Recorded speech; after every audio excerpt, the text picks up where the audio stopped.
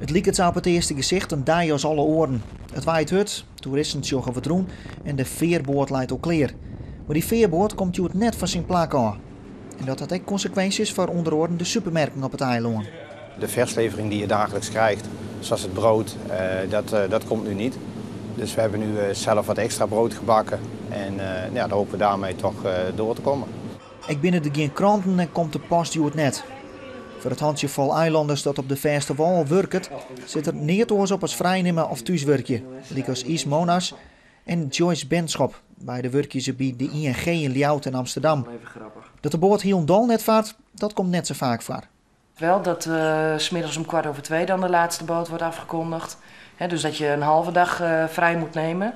Dat is vorige maand ook, ik meen 2-3 keer gebeurd. En vorig jaar wel een aantal keren. Maar dat hij er echt helemaal niet, dat hij niet vaart, dat heb ik nog niet meegemaakt. Ja. Nee. Is dat nou lastig, vervelend of maakt het er net zoveel uit? Nou, ik lig er niet wakker van.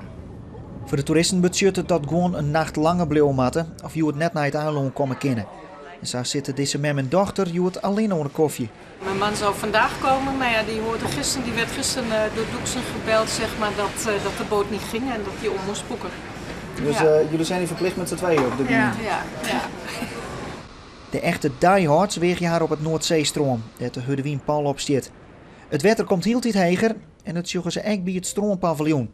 Het vastwaardig smieten ze daar de dwarren al om 3 uur dicht. Nou, we nemen gewoon geen risico's. Ik bedoel, als we hier zitten straks met een heleboel mensen die hier aan het eten zijn en je moet dan in één keer gaan verkassen, dat wordt ook niks. Dus we gokken het er niet op. Maar denk je het? Ben je benauwd? Nee, we zijn niet zo bang hier. Over het algemeen zijn we er wel aan gewend. In de avond stroept intussen de eerste kaai onder. Onmenners halen de nederige maatregels naam. Ik de keer morgen je dicht en dat loopt een soort valk. Maar na een kwartier gaat het alweer riepen. Nee, het was niet noodzakelijk, maar vanwege de oefening en de schoonmaakprocedure hebben we toch nog maar even de keermuur opgetrokken. En er zijn vele gasten die ervan genoten hebben hoe het even in zijn werk ging.